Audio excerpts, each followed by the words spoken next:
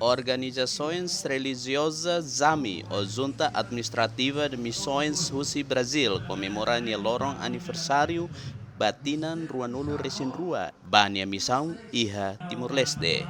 Comemoração ini celebra a Escola Centro Shalom Bebonuk Dili, sábado, lorong tolu, fulan novembro.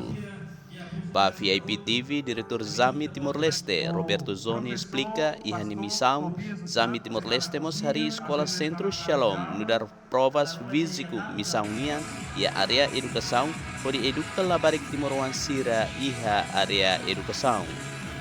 Nesse sentimento absoluto deles, a missão Brasil vai realizar um curso de Timor-Leste.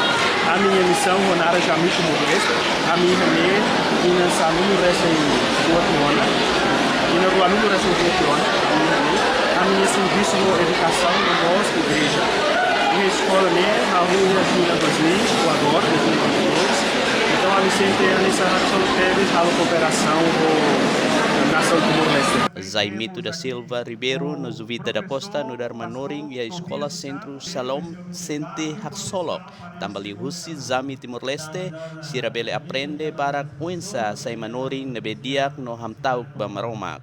Zami na bediak, tamo belok escola no, desenvolve educação de Timor e lo que nós campo de trabalho para Timor Sira jovem barak, amanhã aprende no capacitação, sendo talento, sai professor nebe profissional através da Escola Centro Shalom e através de Zami. Kami aprende con la ba kuang, con la ba área educação nia, con satu sai manori de bema com qualidade, no manori de bema alta ba maroma ko di pai na maroma ni kuang ba estudante sira lingusi educação.